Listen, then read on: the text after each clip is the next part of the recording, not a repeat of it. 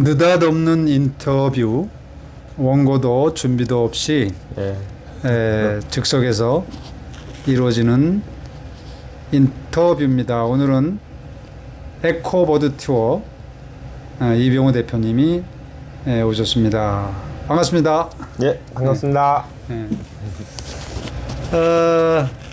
회사를 이제 버드 투어링 회사라고 그래야 되나요? 예, 그냥 버딩 투어라고. 버딩. 새 보는 걸 버딩이라고 한다죠. 예. 그 전에는 그러면은 새가 좋아서 보러 다니셨나요? 네, 근데 뭐 아주 진득한 뭐 탐조인은 아니었었고요.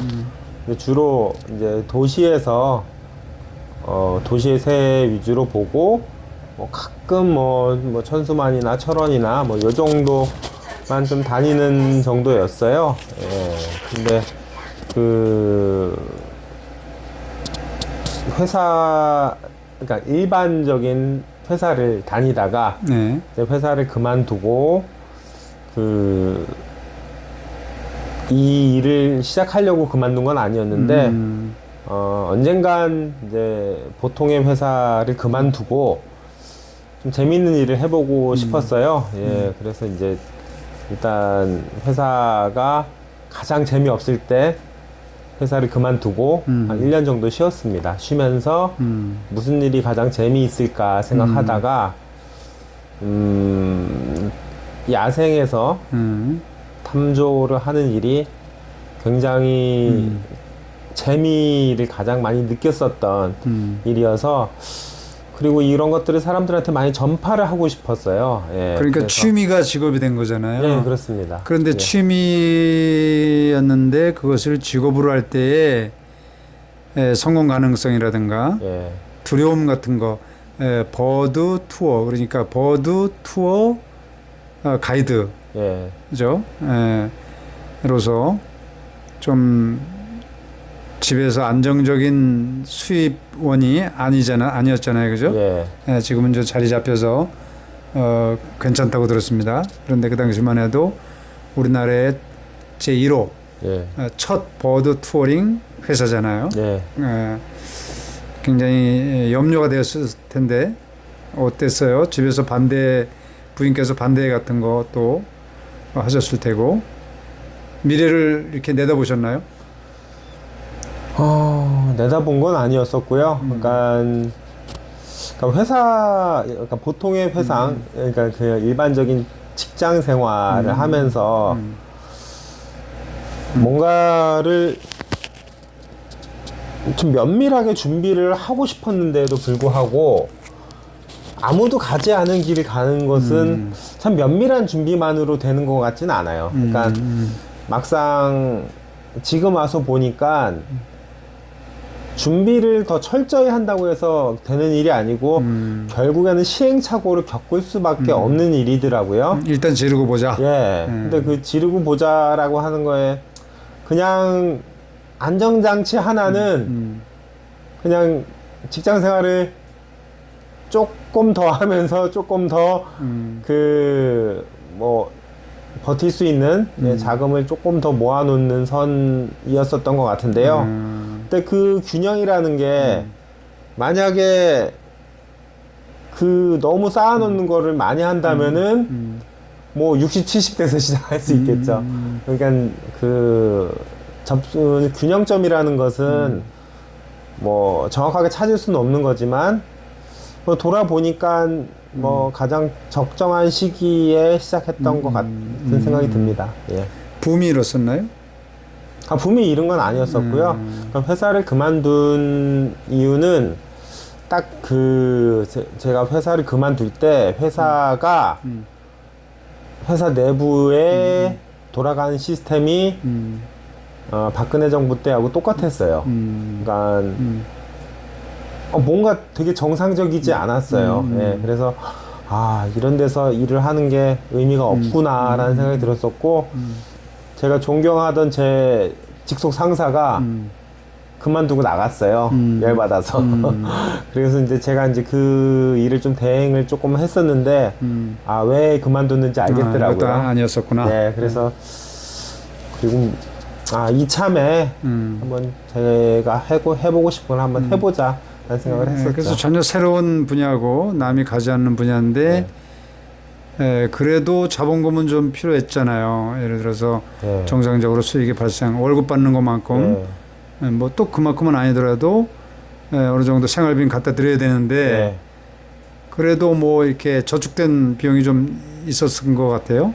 예, 그래도 뭐 좀 열심히 그러니까 좀, 좀 믿는 구석이 있으니까 또 시작하셨네. 모아놓은 건 있었고 이제 그걸로 이제 몇 년은 버틸 수 있다는 생각이 들어서 뭐 그래서 이제 아내가 이제 뭐 많이 그 배려해 정도면은 뭐 어떻게 남편이 해내지 않을까 그 뭐 설득을 잘 하신 거예요, 그러면? 네, 그런 기대를 했던 것 같습니다. 그래서 막상 그 시작을 이제 버드 투어라는 것을 해보니까 세상의 시선은 어떻던가요? 관심이라든가 생소해하던가요? 아니면 그거 잘했어라고 하던가요? 네, 근데 이제 제가 시작할 때 그러니까 기존에 이제 좀 주류 탐조인들을 많이 아는 게 아니라 아주 극소수만 아는 상태에서 시작을 했었죠.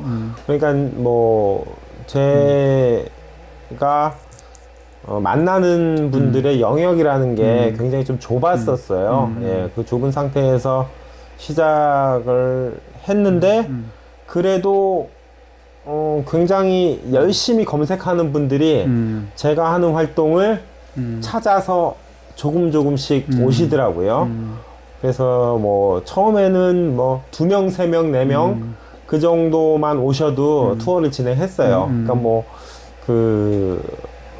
뭐 실질적으로는 손실이 나는 형태지만 그래도 미래를 위해서 이런 분들이 늘어나기를 바라면서 시작했는데 뭐 소수지만 뭐 그분들이 오셨을 때 상당히 만족해하는 걸 보면서 가능성을 좀 느꼈죠. 네. 조류에 대한 매력은 어디 있다고 생각하세요? 무엇이 나를 이쪽 계통으로 이끌게 됐는가, 뭐 그런 거. 이제 제가 어렸을 때부터 이제 자연을 좋아하고 야생을 좋아했어요. 이제 뭐 보통 뭐 자연을 좋아하는 사람들의 로망이라면 야생동물을 뭐 충분히 보고 싶은 그런 욕망이 있죠. 그러니까 이제 자연 다큐멘터리 같은 걸 보면서 그런 장면들을 우리나라에서 실제 볼 수 있으면 얼마나 좋을까 이런 생각을 했었고, 그래서 이제 제가 이제 직장 생활을 하면서는 그 환경운동연합에서 야생동물 보호 활동을 하는 자원봉사를 했어요. 그래서 여기저기 이제 쫓아다니면서 조금 다니긴 했는데, 실제로 이제 보통 우리가 야생동물이라고 하면 포유동물을 많이 얘기를 하죠. 근데 진짜 보기 힘들어요. 하루에 나가서 운이 좋으면은 뭐 고라니 거의 야행성이니까 아마 그런 것 같아요. 뭐 고라니 정도 보고요. 뭐 삭도 맘을 먹는다고 볼 수 있는 동물은 아니고요. 그리고 우리가 흔히 뭐 쉽게 얘기하는 산토끼도 정말 보기 힘들죠. 전부 은밀히 다니죠, 걔네들. 그러니까 포유동물들은 정말 보기 힘든 것 같아요. 그러니까 흔적 정도만 찾아다니는 거였는데. 근데 새도 만만찮잖아요. 계속 날아다니고 숨고. 그렇긴 한데도 그러니까 이제 야생동물을 보러 다니다 보니까 이제 주변에 이제 새들이 있는 게 보였는데, 새들은 날 수 있어서 그런지 몰라도 그래도 보이는 곳에 앉아 있더라고요. 그러니까 우리가 좀 더 가까이 다가서면은 날아가지만 그래도 적당한 거리에 있을 때는 새들이 자기의 모습을 보여주는 거를 보고. 야생동물, 그러니까 뭐 네벌동물들 같은 애들 보면 이제 포유류들 모여 있지는 않죠, 그러니까 새처럼. 그래서 은밀하게 단독으로 활동하죠. 그래서 더 보기 힘든 거죠. 그래서 막상 해보시니까 제가 볼 때는 그 동안에 이제 목말라 있었던 것 같아요. 많이 목말라 있었는데 이거 이런 회사가 생겼어. 그리고 관심들을 많이 보였죠. 아니면 개척하시면서 고객을 만들었나요? 아니면 그 동안에 목말라 있던 분들이 고객이 됐나요? 반반이었나요? 그게 반반인 것 같아요. 그러니까 지금 뭐 일을 시작한 지는 보면은 한 4, 5년 되지 않았나요, 벌써? 아니, 지금 이제 더 됐나요? 7년 정도 됐습니다. 그렇습니까? 네, 그러니까 제가 이제 몽골 홍콩 따라간 게 몇 년, 벌써 3, 4년 됐죠. 그게 한 5년 전이었으니 벌써. 그래요. 5년 됐네. 그러면 이제 네. 우리나라의 탐조 문화하고 예. 선진국, 유럽이라든가 미국 예. 쪽 문화하고 좀 차이가 많이 나죠? 예, 그렇죠. 그러니까 우리나라는 자연을 대하는 태도 뭐 이런 것들. 예. 그러니까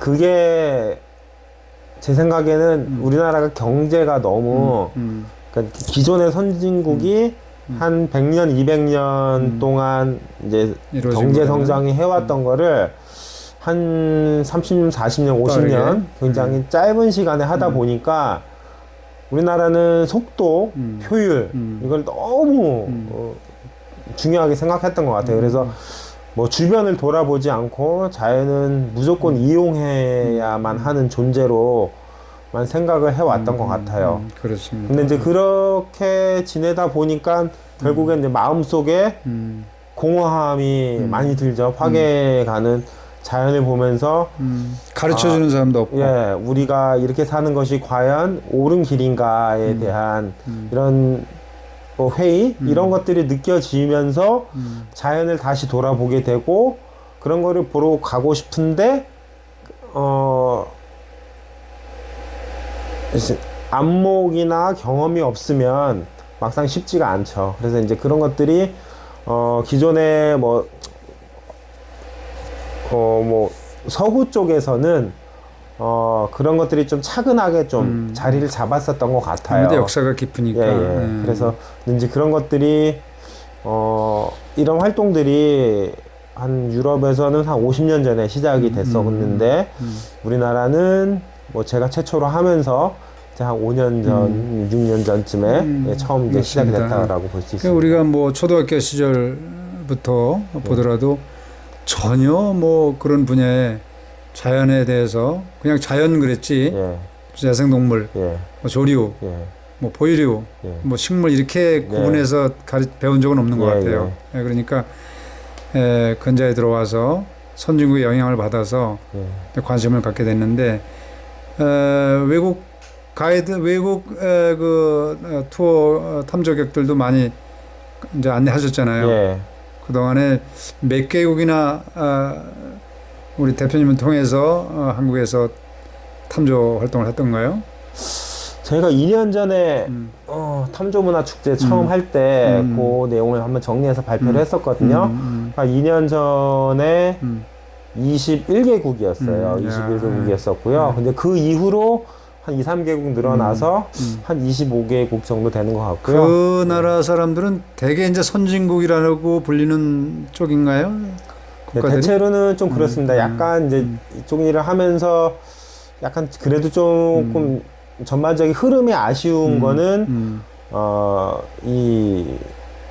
국제적인 전체적인 흐름은 좀 서구 중심으로 좀 움직이는 부분이 있어서 이제 그런 부분이 뭐 전 세계적으로는 좀 더 공평하고 공정하게 좀 이루어져야 되지 않을까라는 좀 그런 생각이 좀 들기도 그래서 합니다. 우리나라에서 최초로 이제 가이드 회사를 만드셔서 사람들이 많이 관심을 갖고 또 이제 조리를 배우고자 하는 사람들이 많이 찾아온 것 같아요.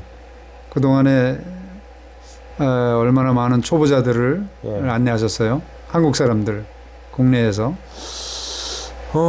제가 볼 때는 이제까지, 그러니까 제가 올해는 아니고요. 작년 한 중반쯤에 이제 코로나가 한참 이제 만개하기 시작할 때 제가 투어를 얼마 했는지를 한번 정리를 한번 해본 적이 있었어요. 그래서 보니까 이제 작년 여름쯤에 국내외 다 합쳐서 한 300회 정도의 투어를 했었고요. 이제 그 중에 5명씩만 잡아도 1,500명. 네, 그러니까 많이 할 때는 뭐 한 10명 될 때도 있고요. 뭐 적게 할 때는 외국인은 뭐 1대1로 할 때도 있고요. 이제 근데 그 300회 중에서 대략 보니까 한 외국인이 한 절반 정도 되는 것 같고요. 이제 내국인이 한 절반 되는 것 같은데, 이제 내국인은 제가 이제 순수 투어로 한 거가 한 100회 정도 되는 것 같고요. 한 50회 정도는 어떤 이제 공익적인 프로그램에 어떤 그런 걸 꾸려가는 형태로 그렇게 했었던 것 같습니다. 그래서 뭐 100회 정도의 프로그램을 하면서 대체로 이제 초보자분들이 많이 참여를 하셨었거든요. 대충 평균 한 7, 8명 정도였다고 보면은, 그러니까 연인원으로는 700명이고, 예, 이제 중복해서 오신 분들이 많이 있으니까, 실제로는 한 2, 300명 정도 되지 않을까. 우리하고는 이제 문화적으로도 예. 많이 앞서 있는데, 예. 우리하고 예. 그 사람들하고 투어러들이, 예. 투어러라고 그래야 되나? 예. 탐정객들이 예. 어떤 차이가 있어요? 어떤 자세로 가지고 와요? 무슨 차이가 있을까요? 우리하고는? 외국의 탐정인들과 우리요. 예, 제가 가장 많이, 안내를 했었던 부류가, 은퇴한, 그러니까 퇴직한 서양인들이 좀 가장 많이 있었는데. 그럼 그 사람들은 이미 익숙해 있는 거죠. 예, 탐조에. 예. 그러니까 어렸을 때부터 탐조를 많이 해왔었는데, 근데 제가 그런 분들을 봤을 때 가장 인상적이었던 거는 카메라를 가진 사람들이 거의 없었어요. 예. 도감이나 뭐 쌍안경. 그러니까 도감과 쌍안경만 가지고 탐조를 해요. 우리하고는 많이 다르죠. 우리는 무조건 카메라, 예. 사진 찍어야 되고, 예. 사진으로 찍지 않으면 안 본 거고, 예, 예. 뭐 이렇게 되는 그렇습니다. 것 같아요. 그래서 그게 굉장히 인상적이었었는데요. 근데 제가 그분들한테 물어봤어요. 사진을 찍은 적이 없느냐라고 하면은 한 절반 정도는 사진을 찍었었다고 얘기하더라고요. 근데 나이가 들고 나서 돌아보니 사진이 그렇게 큰 의미가 없더라라는 얘기, 그걸 느꼈다고 하더라고요. 보는 것만으로도 만족한다. 그러면서 자기 눈에 담는 게 아주 중요하다라는 생각이 들었고, 그래서 그분들의 쌍안경은 좀 좋은 거예요. 그러니까 근데 그런 좋은 쌍안경은 한 번 사면 평생 쓰죠. 예, 평생 씁니다. 카메라는 수시로 바꿔야 되고. 예, 카메라 요즘 디지털은 더더군다나 뭐 한 3, 4년만 지나도 구형이 되는데, 좋은 쌍안경은 지금 사도 평생 쓸 수 있는 거거든요. 그래서 이제 그런 거 그렇죠. 위주로. 예, 네, 우리나라 탐조하시는 분들은 제가 여기도 이제 많이 오는데 조류에 대해 스타들을 거의 안 하고 와요. 네, 좀 그런 편입니다. 그래서 좀 도감도 들여다보고 여름새에는 어떤 종류가 있고 겨울엔 또 어떤 종류가 있는지, 그런 애들은 어느 쪽에 많이 서식을 하는지 이 정도는 이제 공부를 하고 와야 되는데, 어때요, 그 사람들은요? 좀 공부 좀 많이 돼 있나요? 네, 그분들은 되게 놀라운 게 올 때 자기가 보고 싶은 것들에 대한 데이터를 이렇게 출력을 해와요. 그러니까 그게 예습을 해오는구나. 예, 그냥 그냥 한국의 새 이걸 복사해 오는 게 아니라, 이제 외국은 이제 그런 것들이 인터넷 기반으로 데이터 정리가 굉장히 잘 돼 있어요. 그러니까 한국에 가서 볼 수 있는 새들에 대한 정보를 추릴 수가 있고, 그 중에서도 자기가 관심이 있는 새들에 대한 것들을 또 추릴 수가 있어요.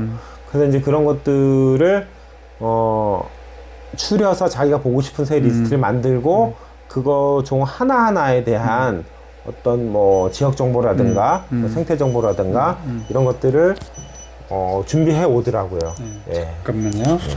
충전이 다 됐다고? 예.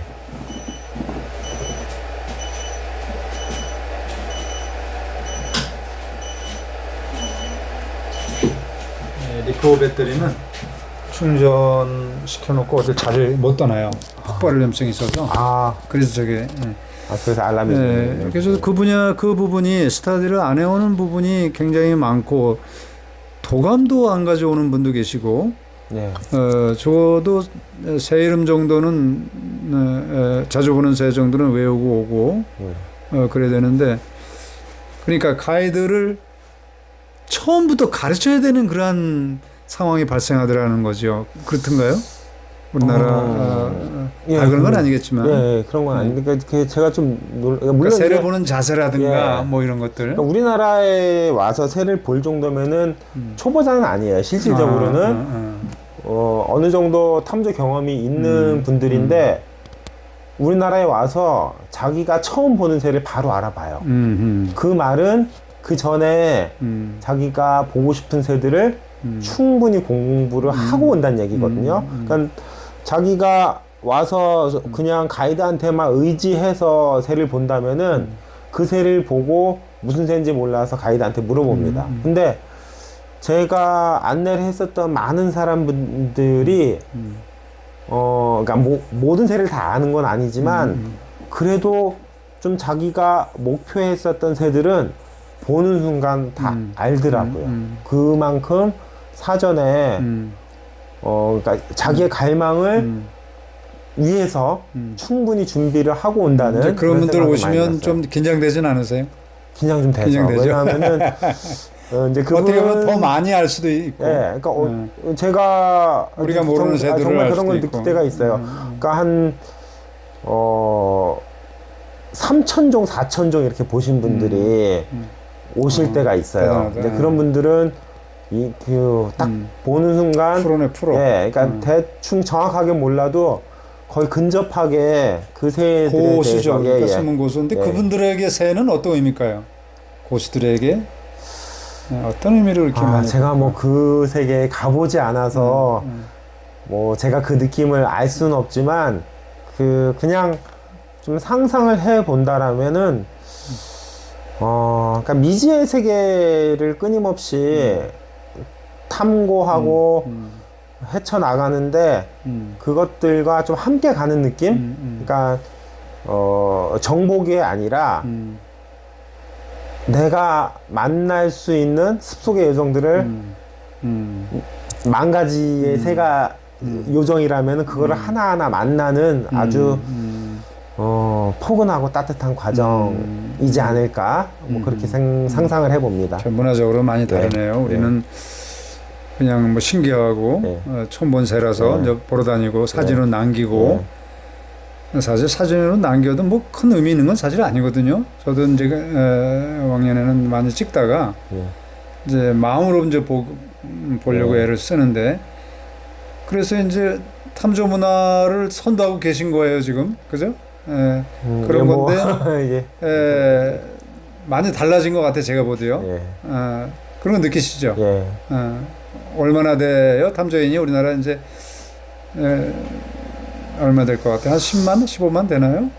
안 되나요? 그게 목표고요. 그게 목표고 그냥 뭐 정확한 통계를 낼 수가 없어서 낼 수 있는 방법이 없어요. 그래서 그냥 뭐 저보다 훨씬 더 좀 경험이 있는 분들의 추정을 따르자면은 한 1000명 선이었다라고 한 3, 4년 전에 생각을 하고 있었는데 그 사람들은 이제 수준급 꼭 수준급 초보자들 포함해서 그렇죠. 왜냐하면은 뭐 한두 번 탐조해 본 사람은 탐조인이라고 좀 하기는 좀 그렇고요. 그래도 탐조인의 조건으로서 뭐 삼는 것이 쌍안경을 가지고 있고 도감을 가지고 있고 최소한 이 두 가지 조건에다가 1년에 그래도 한 달에 한 번 정도는 나가야지 되지 않는가 라고 했을 때 뭐 그 조건을 이라고 하더라도 그거를 정확하게 조사할 수 있는 방법은 없거든요. 그렇지. 그래서 이제 그냥 대충 뭐 주변에 있는 사람들을 그냥 아름아름해서 봤을 때 한 1000명 정도이지 않을까라고 생각했는데 국내인만 가지고는 비즈니스가 좀 힘드네요. 그렇습니다. 실질적으로는 결국 외화벌이를 많이 하시는 거예요? 주로 그러니까 외국인들을 일주일 뭐 닷새 이렇게 모시고 다니잖아요. 안내를 하고 다니는데 하루 비용은 실례지만 얼마씩 책정을 해요? 그거는 뭐 영업 비밀. 네, 그거는 뭐 직접 말씀드리기는 좀 그렇고요. 그래도 그러니까 실제 연봉이 얼마나 될까? 궁금하단 말이에요. 어느 정도 그래도 이쪽 분야에 왜냐하면 다른 사람들도 그런 일을 하고 싶어하는 사람들이 있거든요.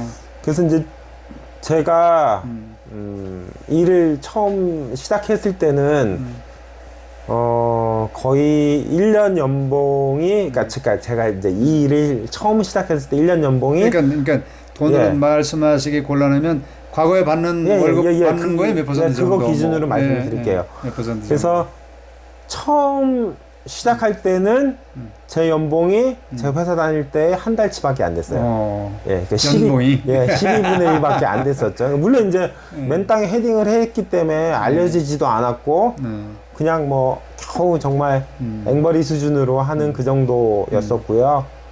근데 이제 그 코로나 직전에가 가장 활성화가 됐었는데요. 외국인들이 안 들어오고 있죠? 거의 못 들어오죠? 네, 이제 그러니까 외국인이 제가 가장 그러니까 한 해 동안에 가장 많은 외국인을 했을 때였어요. 그러니까 아마 그 해에만 50회 이상 했을 것 같아요. 예. 그래서 이제 그 해에는 제가 이제 회사를 다닐 때 기준으로 보면은 한 60% 정도 선까지 예, 제가 받았습니다. 그래서 근데 뭐 제가 전에 다녔던 회사 외국계 회사였어요. 예, 그래서 월급이 이렇게 아주 많은 건 아니지만 그렇다고 좀 적은 편도 아니었었기 때문에 그래서 그 제가 이제 회사를 그만두고 나와서 목표했었던 수준이 한 50%였어요. 제가 전에 일하던 수준의 50%. 근데 그거를 넘겼기 때문에 처음 넘겼어요. 그 2019년도에. 그래서 굉장히 뿌듯했었죠. 예, 근데 그 뿌듯함이 이루어진 직후에 이제 바로 코로나가 발생해서 그래서 이제 지금 이제 네, 작년은 좀 예, 뭐 저뿐만 아니라 많은 자영업자분들이 굉장히 어려운 시기를 겪었죠. 또 오르막이 있으면 내리막이 있는 법이니까. 예. 그래서 이제 쌍안경과 탐정을 위해서는 도감. 저도 여기 이제 사람들이 오면 도감부터 보거든요. 그럼 막 너덜너덜한 사람이 있어요. 그럼 긴장되죠. 고소가 왔구나. 그러고 쌍안경도 보면 손때가 묻어서 까지고 오랜 분들이 계세요. 가끔. 근데 그렇지 않고 이제 뭐 대포렌즈부터 들고 오시는 분도 계시고 그래서 사진을 찍는 건지 뭐 새를 뭐 관찰하겠다는 건지 뭐 그것도 아니고 근데 보면은 이제 새를 관찰하는 분도 계시고 그냥 우리가 뭐 캠핑할 때 불멍하는 식으로 요즘 새몽이라고 그러거든요. 막연히 이제 바라보는 분도 계시고 또 죽어라 하고 사진을 찍은 분도 계시고 근데 요즘 이제 많이 문제가 되고 있죠. 사진 카메라 가지고 번식 둥지 앞에서 진을 치고 있다든가 뭐 그런 것들은 어떻게 생각하세요? 또 어떻게 고쳐져야 될 것 같아요? 근데 그건 이제 우리나라가 탐조 문화가 정착이 되기 전에 사진가들이 새 사진으로 어떤 주목을 받고 싶어하는 그런 문화가 좀 먼저 생긴 것이 좀 안타까운 것 같아요. 그래서 좀 이렇게 좀 차근차근히 어떤 탐조 문화가 쌓이지 못한 상태에서 디지털 카메라가 훅 발전하면서 어떤 야생의 새들을 그러니까 필름 카메라가 무너지면서 그렇게 늘어나는 것 같아요. 네, 그렇죠. 뭐 실질적으로 필름으로 찍으면은 뭐 제가 전에 아는 뭐 프로 작가분이 보통 많이 찍어야 하루에 10통 찍는다고 하시더라고요. 엄청나게 찍는 거죠. 많이 찍는 거죠. 근데 필름 시절이면 그게 굉장히 큰 비용 부담이 되거든요. 근데 지금은 아마추어도 하루 나가서 1000장을 찍는 거죠. 그러니까 10통을 찍으면 360장인데요. 맞습니다. 근데 지금 뭐 아마추어도 나가서 하루에 1000장을 찍으니까요. 그리고 찍는데 뭐 카메라를 처음에 사는 비용은 들지만 필름 현상이나 뭐 이런 것들 그런 비용은 거의 없으니까. 그래서 저희 같이 뭐 다민회도 있고 뭐 저희도 있고 이러한 작은 그 개인이 운영하는 뭐 자연학교 뭐 탐조교실 얼마나 있어요 우리나라에? 저도 잘 손에 꼽을 만큼 거의 없는 것 같은데. 몇 군데 안 되죠. 어디 있을까요? 그러니까 지자체에서 운영하는 그러니까 뭐 탐조 시설이죠. 탐조 기관이나 이런 것들이 뭐 전국에 한 10개소 정도는 있는 것 같아요. 10개소 정도. 근데 이제 거기도 좀 문제는 정기적인 프로그램이 너무 적어요. 시설에 비해서. 사람이 자꾸 바뀌어 그러고. 네, 사람도 바뀌고요. 그리고 너무 어린이 위주의 초보 프로그램만 운영을 하기 때문에 성인들이 갔을 때는 한 번은 가봐도 두 번은 그렇죠. 가보기 좀 어렵죠. 생태관이라고 하는 곳들이 이제 많이 그런 그렇죠. 이제 현상이 있는데. 그래서 이제 민간에서 하는 것들이 규모는 작아도 어쨌든 콘텐츠 측면에서는 훨씬 더 풍부한 편입니다. 우선 이제 아까 말씀드린 것처럼 사람이 바뀌지 않으니까 연속성이 있고 이야기를 풀어나갈 수 있고 아마 그래 좋은 것 같은데 그런 것도 한번 해보고 싶진 않으세요? 자연학교 같은 것들. 근데 그런 베이스 캠프 같은 것들이 말하자면. 근데 이제 그거는 이제 제가 아직은 일을 조금 더 확장을 한다면은 할 수 있는 건데 이제 그러니까 저는 그런 분들을 지금 엮어서 하는 일을 하는 것이 지금 현재 저한테 더 적합한 역할이라는 생각이 드는 거예요. 그러니까 지금 제가 재미있게 일하는 것 중에 하나의 형태가 각 지역에 계신 전문가분들과 그 지역에 특화된 어떤 프로그램을 마련하는 거거든요. 그러니까 제가 이제 다다음 주에 여기 도요남에 탐조객들을 모시고 올 예정이잖아요. 그러니까 이거는 여기에서 도연 스님과 함께 할 때만 가능한 거죠. 제가 만약에 사람들을 개인적으로 데려와서 이 지장산 자락을 한 바퀴 돌고 간다고 하면은 스님과 함께 여기 도요남에서 보는 거에 비한다면은 아마 10분의 1도 어떤 그 이야기를 담아낼 수가 없을 거예요. 그래서 저는 물론 이제 한 군 자리에 딱 자리 잡으면서 이렇게 하고 싶은 도연 스님처럼 이렇게 요런 공간을 하면서 하는 것도 제 머릿속에 로망으로 하나 있긴 한데요. 그래서 이제 가이드들을 많이 전에 이제 가이드들을 양성하시고 또 직원으로 이렇게 연계해서 하고 하셨잖아요. 코로나 바람에 많이 좀 중단됐죠. 그런 것들이 참여하는 사람도 적어지고 그냥 아쉬운 건데 저도 이제 뭐 여기저기 다니면서 특히 이제 일본 같은 데에는 그 지역마다 가면 몇 단위 정도 이렇게 보면 안내소가 있더라고요. 관광 안내소라고 하는데 주로 이제 단순한 관광보다 자연생태 환경 이런 것들을 많이 이야기해주고 그래서 거기서 저도 영감을 얻어서 벤치마킹 한 거거든요. 그래서 뭐 가끔은 여긴 뭐 일본이다 뭐 이런 분들 계세요. 보고 하는데 뭐 어쨌거나 요런 저와 같은 규모의 정착하면서 벌써 제가 20년이 넘었잖아요. 그 지역의 자연을 기록하고 또 그것을 사람들에게 이야기해주고 하는 곳이 좀 있었으면 좋겠어요. 아무튼 우리나라의 조류 탐조를 이끄는 뭐 거의 뭐 유일한 분이잖아요. 뭐 홀씨 같은 데도 많이 이제 하고 있고 근데 성격은 조금 다르지만 경쟁자가 또 나타날 수도 있잖아요. 그죠? 근데 탐조 인구가 우선 적다는 거예요. 우리 저 대만 전에 갔을 때 타이페이 시내 거기만 뭐 10만 명이 있다고 10만 명이 된다고 뭐 얘기를 들었는데 진짜는 모르겠어요.